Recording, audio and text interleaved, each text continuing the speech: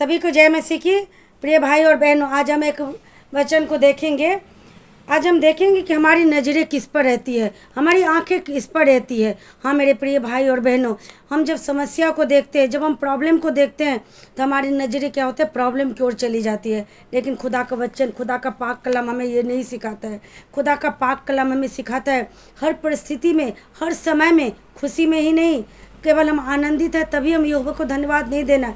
जब हम तकलीफ में, जब हम समस्या में, तो हमारी नज़रें कहाँ पर है, हम अपनी विश्वास कहाँ पर रखे हैं, उस टाइम हमारी परीक्षा होती है। उस टाइम हमको पता चलता है कि हम कैसा मसीही है, क्या हम सचमुच मसीही है, क्या हम दानियल की तरह है। आप याद कीजिए दानियल के वचन को, आप देखिए। अब दानियल को आप लोग जानते होंगे, दानियल के अंदर क्या था, उत्तम आत्मा रहती थी, पवित्र ईश्वरों की आत्मा उसके अंदर वास करती थी। वो स्वप्न का अर्थ को भेद बता देता था, वो स्वप्न की हर एक भेद को वो खोल देता था। जितना भी उस टाइम में ज्योतिष था, तंत्री था, कसदी था, सबसे ज़्यादा वो निपुण था। उसके अंदर 10 गुना उसके अंदर क्या था, ज्ञान से भरा हुआ था। इसके लिए राजा क्या किया था, उसको अपने सम्मुख रखा था, उसको आदर किया था। लेकिन कुछ लोग उसको देख करके जलने लगा कि इसको इतना क्यों प्रतिष्ठा मिल रही है। इसके लिए उसके विरुद्ध वो दोष ढूंढने लगा, लेकिन कोई भी दोष उसे नहीं मिला। तब उसे क्या लगा, तब वो दानियल का 6 का 5 में पढ़ेंगे, तब लिखा है, तब ये कहने लगे, हम उस दानियल के परमेश्वर की व्यवस्था को छोड़ और किसी विषय में उसके विरुद्ध कोई दोष नहीं पा सकेंगे। तब उसने एक क्या क्या सम्मति किया, उसने एक उसके लिए साजिश रचा, और उसने ये साजिश रचा कि 30 दिन तक कोई भी मनुष्य राजा को छोड़कर यदि किसी मनुष्य देवता के सामने दंडवत करे, उससे विनती करे, तो उसे सिंह के मांद में डाल दिया जाए। और ये इस बात को हस्ताक्षर पर उसने क्या किया, इस राजा दारा राजा तो जो था उसका साइन ले लिया, उसको अंगूठी लगा करके हस्ताक्षर कर दिया ताकि उसे व्यवस्था को कोई बदल ना दे। लेकिन दानियल को इस बात को मालूम था कि ऐसे ऐसे वहाँ पर ये निकला है, लेकिन फिर भी दानियल उस बात की ओर दृष्टि नहीं किया। उसे ये नहीं किया कि हमें, यदि हम प्रभु से इस टाइम प्रार्थना करेंगे तो हमारे क्या क्या हमें शेर के मांद में डाल दिया जाएगा, हम मर जाएंगे। नहीं, उसकी नज़रें उस बात की ओर नहीं था, उसकी नज़रें खुदा की ओर था, वो यरूशलेम की ओर। वो 10 में पढ़ेंगे, अद्भुत वचन है।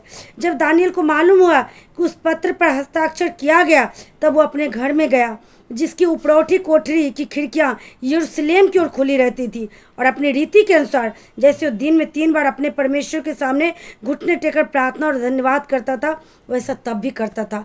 यरूशलेम का आत्मिक भेद है महाराजा का नगर। वो महाराजा की नगर, वो महाराजा की ओर अपनी दृष्टि किया। यह अद्भुत वचन है। आपके जीवन में जब आपको पता चलेगा कि परिस्थिति बदल गया है, परिस्थिति हमारे ओर नहीं है, फिर भी अपनी रीति के अनुसार वो क्या किया, ऊपर स्वर्ग की ओर दृष्टि किया, प्रभु की ओर दृष्टि किया। उसकी नज़रें ये नहीं था कि शेर में हमें डाल देगा, हमें मार देगा, हम मर जाएंगे। उसे ये मालूम था यदि हम मर भी जाएंगे उसके बाद भी हमारे क्या है, जीवन है।